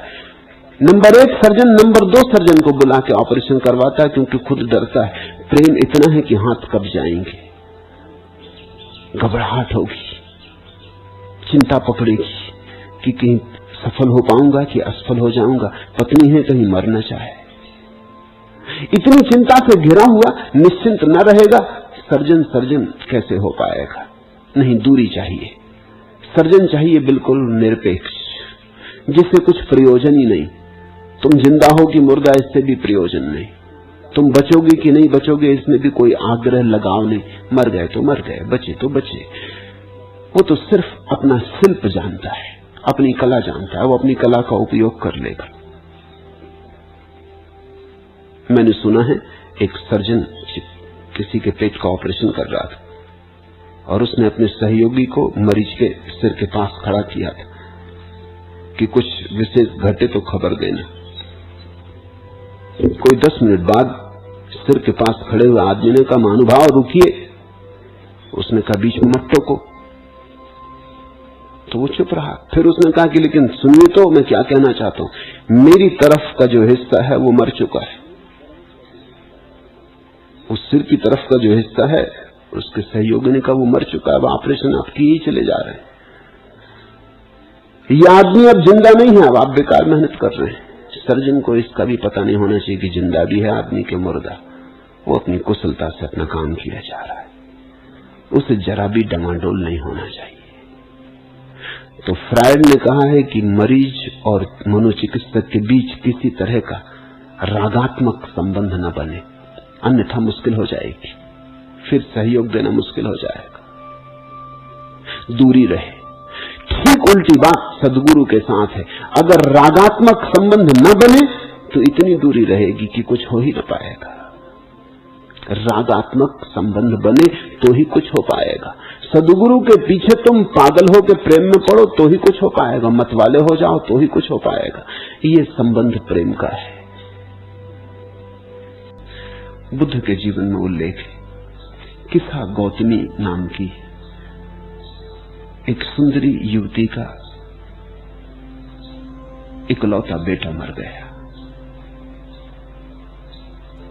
उसे बहुत चाहती थी, वही उसका सब कुछ था।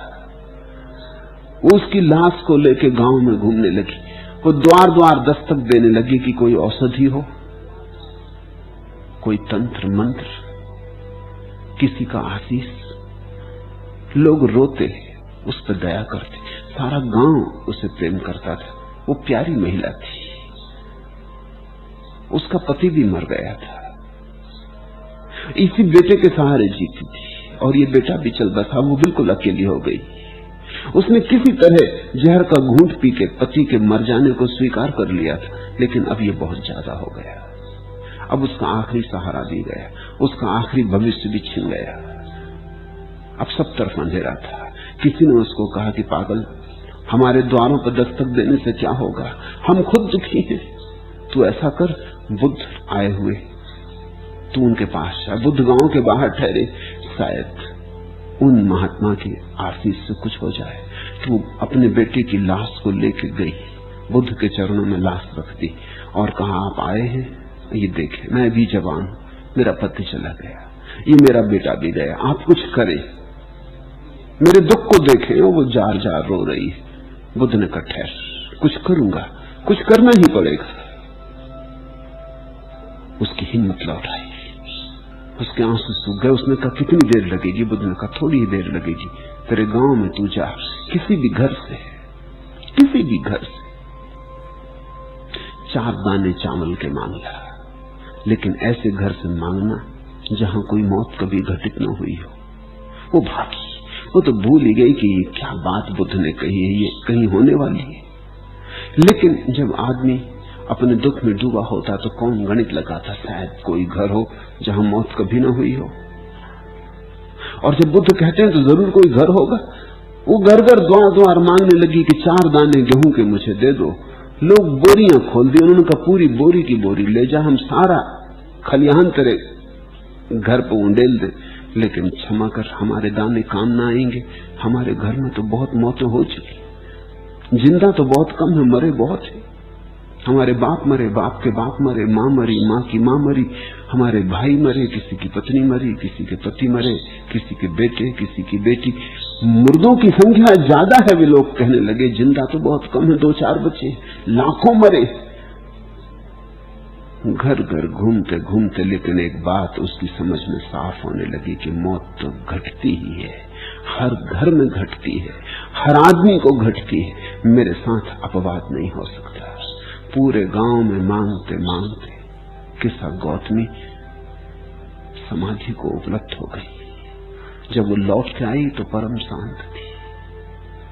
भिक्षु द्वार पर खड़े थे, इस रहस्यपूर्ण लीला को देख रहे थे कि बुद्ध ने क्या किया, अब क्या होगा, क्या इसे चावल मिल जाएंगे, क्या बेटा जी उठेगा। और किस्सा गौतमी जब शांत परम मौन में बड़े प्रसाद से भरी आने लगी तो वे समझे कि मिल गए दाने, चमत्कार होके रहेगा। दौड़े बुद्ध को, उन्होंने कहा कि किस्सा गौतमी आ रही, बिल्कुल शांत है, आंसू बिल्कुल जा चुके हैं, जरा भी बेचैनी दुख की कोई छाया नहीं, लगता है गेहूं वो चावल जो आपने कहे थे मिल गए। बुद्ध ने कहा पागलो, ठहरो, रुको, उसे आने दो। उसे चावलों से बड़ी कोई चीज मिल गई, उसे जीवन का अर्थ मिल गया। वो समझ के आ रही, उसके भीतर किरण उतरी, उसका अंधेरा कट गया है। और जब किस्सा गौतमी आके उनके चरणों में गिरी, उसने कहा मुझे दीक्षा दे। और उसने आंख भी उठा के न देखी उस बेटे की लाश की तरफ। उसने लोगों से कहा ले जाओ, मरघट्टा जला दो, क्योंकि एक बात साफ हो गई कि हम मौत तो घटती ही है, सभी की घटती, देर अबेर, अभी कभी, इससे क्या फर्क पड़ता है। आज की कल, 2 दिन पहले की 2 दिन बाद, मौत तो यहां सुनिश्चित है। जो सुनिश्चित है उससे लड़ना व्यर्थ है। मैंने मौत को स्वीकार कर लिया, और मौत को स्वीकार करते ही मेरे भीतर एक ऐसी किरण उतरी है जो अमृत की है, जिसकी कोई मृत्यु नहीं होगी। ऐसा जीवन का विरोधाभास से भरा हुआ स्वर्ण नियम। तुम सुरक्षा खोजो, तुम असुरक्षित होते जाओगे। तुम प्रेम खोजो और तुम विश्वास से भरते जाओगे। फिर क्या करें? मैं कहता हूं असुरक्षा है, जीवन का सत्य है, सत्य को झुटलाया नहीं जा सकता। तुम्हारी वांछाओं से थोड़ी सत्य चलता है, जैसा है वैसा रहेगा। तुम लाख कहो कि ये वृक्ष के पत्ते पीले हो जाएं, हरे न हो, सफेद हो जाएं, काले हो जाएं, कौन सुनने वाला है? ये वृक्ष के पत्ते हरे, तुम ये सारे पत्ते काट डालो, फिर नए पत्ते निकलेंगे, फिर हरे निकलेंगे, क्योंकि वृक्ष के पत्ते तुम्हारी आकांक्षाओं से संचालित नहीं होते। वृक्ष के पत्ते किसी महान नियम को मानकर चलते, जहां से वे सदा हरे निकलते। जो पैदा हुआ वह मरेगा, जो जवान है वो कल बूढ़ा होगा, जो आज अकड़ा है कल टूटेगा, जो आज आकाश छू रहा है कल कब्र में गिरेगा। ये होने वाला है, इसे बदलने का कोई उपाय नहीं। तुम असंभव को मांगो मत, बस जैसे ही तुमने इसे स्वीकार कर लिया, फिर मैं तुमसे पूछता हूं कहां है असुरक्षा। अब ये बड़े मजे की बात, सुरक्षा को खोजो, असुरक्षा निर्मित होती, क्योंकि जितनी तुम सुरक्षा की मांग करते हो उतनी घबराहट बढ़ती, और उतना ही तुम्हें दिखाई पड़ता है कि सुरक्षा होने वाली नहीं, असुरक्षा हो रही। तो असुरक्षा बड़ी होती चली जाती। तुम्हारी सुरक्षा के अनुपात में, तुम्हारे सुरक्षा की आकांक्षा का जो अनुपात है, उसी अनुपात में असुरक्षा बड़ी होकर दिखाई पड़ने लगती। तुम्हें अपनी हार दिखाई पड़ने लगती, तुम्हें लगता है कि जीत ना पाएंगे, हार निश्चित। मैं तुमसे कह रहा हूं, तुम जान लो कि असुरक्षा तो है ही जीवन का स्वभाव, और सुरक्षा की चेष्टा छोड़ दो। जब सुरक्षा की कोई आकांक्षा ही न रही तो फिर कैसी असुरक्षा? असुरक्षा को कैसे तौलोगे? सुरक्षा की मांग अड़चन डालती। जिस आदमी के जीवन में धन की वासना न रही, वो क्या गरीब हो सकता है? कैसे होगा? धन की वासना के बिना गरीब होने का कोई उपाय ही न रहा, वो सम्राट हो गया। स्वामी राम ने कहा है, एक घर छोड़ा तो सारे घर मेरे हो गए, एक आंगन क्या छोड़ा, सारा आकाश मेरा आंगन हो गया। जब तक कुछ मेरे पास था मैं दरिद्र था, अब कुछ भी मेरे पास नहीं और मैं सम्राट हूं। ऐसी ही है बात। जिनके पास कुछ है वो दरिद्र, कुछ में तो दरिद्रता है ही। फिर वो कुछ, किसी के पास थोड़ा है, किसी के पास ज्यादा है, किसी के पास 2 गज जमीन है, किसी के पास 1000 गज जमीन है, किसी के पास हजारों मील की जमीन है, लेकिन कुछ तो कुछ ही है, थोड़ा हो कि बड़ा हो। दरिद्रता तो दरिद्रता है, मात्रा के भेद से क्या फर्क पड़ेगा? तुम्हारे सम्राट भी तो दीनहीन भिखारी जैसे तुम हो, अंतर कुछ बहुत नहीं। उनके भिक्षा पात्र बड़े होंगे, तुम्हारे भिक्षा पात्र छोटे, बस इतना ही फर्क है। भिक्षा पात्र के बड़े होने से कोई सम्राट होता है नहीं। सम्राट तो वही है जिसने भिक्षा पात्र ही हटा दिया, जिसने कहा कि जीवन जैसा है उससे अन्यथा की हमारी कोई मांग नहीं, हम सुरक्षा मांगते नहीं। असुरक्षा है तो असुरक्षा स्वीकार, असुरक्षा है तो असुरक्षा से हम राजी हैं। मौत आएगी तैयार है, बुढ़ापा आएगा उत्सुकता से प्रतीक्षा करेंगे। जिनके जीवन में विरोध न रहा सत्य का, तथ्य का, उनके जीवन में असुरक्षा अपने आप खो गई। ये तुम्हें हैरानी की लगेगी बात, मैं फिर दोहरा दूं, सुरक्षा मांगी असुरक्षा पैदा होती। असुरक्षा है नहीं, तुम्हारी सुरक्षा की मांग से पैदा हो रही। सुरक्षा की मांग गई, असुरक्षा दी गई, और तब जो शेष रह जाता है वही वास्तविक सुरक्षा है।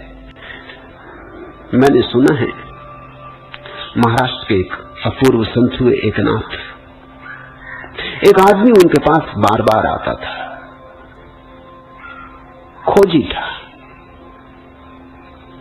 कहता कि प्रभु कुछ ज्ञान दे। 1000 बार उसे समझा चुके थे, मगर वो कुछ उसकी समझ में आता भी न था। वो फिर आ जाता कि प्रभु कुछ ज्ञान दे, जीवन निष्पाप कैसे हो। एक दिन सुबह सुबह आया, एकनाथ से कहने लगा, आप कुछ तो समझाएं कि जीवन निष्पाप कैसे। उन्होंने कहा, मैं तुझे रोज समझाता, तेरी समझ में नहीं आता, तो मैं क्या करूं? वो आदमी कहने लगा कि आप कैसे निष्पाप हुए ये बता दो, तो उसी रास्ते में भी चलूं। एकनाथ ने कहा कि खैर, अचानक मेरी नजर तेरे हाथ पर पड़ गई, तेरी उम्र की रेखा कट गई, ये बात तो पीछे हो लेगी, इसकी तो कुछ जल्दी भी नहीं है, ये तो तू जन्म भर से कर रहा है, मगर ये मैं तुझे बता दूं कहीं भूल न जाऊं, 7 दिन में तू मर जाएगा, तेरी उम्र की रेखा कट गई। अब जब एकनाथ किसी को कहे कि 7 दिन में तू मर जाएगा तो अविश्वास करना तो मुश्किल, और सब बातों पे चाहे अविश्वास कर लिया हो, मगर इस पे तो कौन अविश्वास करे। एकनाथ जैसा निष्प्रह व्यक्ति कहेगा तो ठीक ही कहेगा। वो तो आदमी घबरा गया, उसके तो हाथ पैर कब गया, वो तो उठ के खड़ा हो गया। एकनाथ ने कहा, कहां चले, बैठो, तुम्हारा प्रश्न तो अभी उत्तर दिए ही नहीं कि मैं कैसे निष्पाप हुआ। उसने कहा, महाराज अब तुम समझो निष्पाप कैसे हुए। इधर मौत आ रही, सत्संग की किसको पड़ी, अब कभी फुर्सत मिली तो आएंगे फिर। एकनाथ ने हाथ पकड़ा कि भागे कहां जाते। वो बोला कि छोड़ो बीजी, इधर बाल बच्चों को देखो, इंतजाम करूं, 7 दिन कहते हो कि 7 दिन में मर जाऊंगा। वो तो भागा, अभी आया था तो अकड़ से भरा था, उसके पैर की चाल देखने जैसी थी, अब गया तो कपने लगा। उन्हीं सीढ़ियों से उतरा मंदिर की, लेकिन सहारा लेके उतरा। घर गया तो बिस्तर पर लग गया। घर के लोगों ने पूछा, हुआ क्या, समझाया बुझाया कि ऐसे कहीं कोई मौत आती, लेकिन उसने कहा कि वो पक्का आ रहा, मौत आ रही, ऐसा इंतजाम कर लो, ऐसा इंतजाम कर लो। सब करके वो अपने बिस्तर पर पड़ रहा। खाना पीना छूट गया, मरते आदमी को क्या खाना पीना। 3 दिन में तो बिल्कुल निढाल होकर पड़ गया, मौत निश्चित आने लगी। घर भर के लोग भी उदास होकर बैठे उसकी खाट के पास। 7वें दिन जब सूरज ढलने के करीब था और वो बिल्कुल मौत की प्रतीक्षा कर रहा था, मौत तो नहीं, एकनाथ आ पहुंचे। अपना दरवाजा खटखटाया। एकनाथ को देख के उस नमस्कार करने तक की आवाज उससे नहीं निकल सकी, हाथ नहीं जोड़ सका, इतना कमजोर हो गया। एकनाथ ने कहा, अरे भाई इतनी क्या बात है? बड़ी मुश्किल से उसने कहा कि और क्या, मौत आ रही। एकनाथ ने कहा, एक प्रश्न पूछना आया हूं, 7 दिन में कुछ पाप किया? पाप करने का कोई विचार आया? उसने कहा, हद हो गई, मजाक की। मौत सामने खड़ी हो तो पाप करने की सुविधा कहां? मौत सामने खड़ी हो तो पाप का ख्याल कैसे उठे? एकनाथ ने कहा, उठ, तेरी मौत अभी आई नहीं, रेखा तेरी काफी लंबी। ये तो मैंने तेरे को सिर्फ तेरे उत्तर, तेरे जवाब, तेरे प्रश्न का जवाब दिया है, और तो तू समझता ही नहीं था। तेरे तो सिर पे खूब जोर से डंडा मारे तो ही शायद तेरी समझ में आया कि हम निष्पाप कैसे मौत सामने खड़ी। जहां जीवन क्षण क्षण बीता जाता हो, जहां समय चुकता जाता हो, वहां कैसा पाप। जहां मौत सब छीन लेगी वहां कैसा इकट्ठा करना। जहां मौत सब पोंछ देगी वहां कैसे सपने संजोने। जहां मौत आके सब नष्ट कर देगी वहां क्या बनाना। लेकिन एकनाथ ने उससे कहा कि तुझे लाख समझाया, तेरी समझ में ना आया। यही समझाता था सब, लेकिन जब तक तुझे जोर से चोट न मारी गई तब तक तेरी बुद्धि में प्रवेश ना होगा। और कहानी का मुझे आगे पता नहीं क्या हुआ। जहां तक मैं समझता हूं, वो आदमी उठ के बैठ गया होगा। उसने कहा कि छोड़ो, अगर अभी मरना नहीं है तो महाराज तुम अपने घर जाओ, हमें अपना संसार देखने दो। कहानी का मुझे आगे पता नहीं, कहानी आगे लिखी नहीं है, शायद इसलिए नहीं लिखी है क्योंकि मौत की चोट में अगर थोड़ा सा उसको समझ भी आई होगी तो मौत की चोट के हटते ही समझ भी हट गई होगी। वो चोट भी तो जबरदस्ती हो गई ना, आयोजित हो गई। मौत उसे दिखाई थोड़ी पड़ी, मान ली, मानने में घबरा गया। अब जब फिर पता चला होगा कि अभी जिंदगी काफी बची तो वो कहेगा कि महाराज आएंगे, फुर्सत से सत्संग करेंगे, लेकिन अभी और काम, 7 दिन के काम भी इकट्ठे हो गए, वो भी निपटाने। और उस आदमी ने शायद एकनाथ को कभी क्षमा न किया होगा। इस आदमी ने भी खूब मजाक की। ऐसी भी मजाक की जाती महाराज? संत पुरुष होकर ऐसी मजाक करते। शायद उसने एकनाथ का सत्संग भी छोड़ दिया होगा कि फिर ये आदमी कुछ भरोसे का नहीं, फिर किसी दिन कुछ ऐसी उल्टी सीधी बात कर दे और झंझट खड़ी कर दे। आगे लिखा नहीं गया है, नहीं लिखे जाने का मतलब साफ है। नहीं तो हिंदुस्तान में जब कहानियां लिखी जाती तो पूरी लिखी जाती। हिंदुस्तानी ढंग कहानी का ये है कि फिर वो आया होगा, महाराज के चरणों में गिर पड़ा, उसने संन्यास ले लिया और उसने कहा बस अब मैं बदल गया, मगर ये लिखा नहीं तो ये हुआ नहीं। यहां तो ऐसा ना भी होता हो तो भी अंत ऐसे ही होता है। सुखांत होती हिंदुस्तान की कहानी, उसमें दुखांत कभी नहीं होता। सब अंत में सब ठीक हो जाता है। दुर्जन सज्जन बन जाते, असाधु साधु बन जाते, संसारी मोक्षगामी हो जाते, सब अंत में ठीक हो जाता है। मरते मरते तक हम कहानी को ठीक कर लेते। कहानियां हैं कि मर रहा है कोई, उसके लड़के का नाम नारायण, उसने कभी जिंदगी भर भगवान का नाम नहीं लिया। मरते वक्त वो बुलाया नारायण नारायण, अपने बेटे को बुला रहा, ऊपर के नारायण धोखे में आ गए, वो मर गया नारायण कहते कहते, उसको मोक्ष मिला। अब जिनने ये कहानियां गढ़ी हैं बड़े बेईमान लोग रहे होंगे। तुम ईश्वर को धोखा देते ऐसे, और ईश्वर धोखा खाता। ईश्वर तुमसे गया बीता हो गया। वो अपने बेटे को बुला रहा है, ऊपर के नारायण समझे मुझे बुला रहा है। सोचा है कि चलो बेचारा जिंदगी भर नहीं बुलाया, आप तो बुला लिया। ऐसे आखिर में हमने कहानी ठीक कर दी, जमा दी, सब बात सब ठीक ठाक हो गया। जिंदगी भर के पाप, 2 बार उसने नारायण को बुला दिया, वो भी अपने बेटे को बुला रहा। शायद लोग अपने बेटों के नाम इसलिए भगवान के रखते, नारायण, विष्णु, कृष्ण, राम, खुदा बख्श, इस तरह के नाम रख लेते हैं। तो चलो इसी बहाने मरते वक्त खुदा बख्श को ही बुला रहे थे, उसी वक्त खुदा ने सुन लिया और मुक्ति हो गई। ऐसे झूठों से कुछ सार नहीं है। जहां तक मैं समझता हूं वो आदमी अगर तुम जैसा आदमी रहा होगा तो फिर कभी एक नाथ के पास न गया होगा। फिर उसने कहा झंझट मिट गई, ये आदमी धोखेबाज, उसने यही समझा होगा जिसने धोखा किया, झूठ बोला। संत पुरुष कहीं झूठ बोलते, उसने ये समझा होगा। तत्वज्ञ का अर्थ होता है वही समझो जो समझाया जा रहा है, वही देखो जो दिखाई पड़ रहा है, बीच में अपने को मत डालो। इतनी छोटी सी बात है, मोक्ष और भोग दोनों में निराकांक्षी, सदा और सर्वत्र राग रहित, इतनी कुंजी है।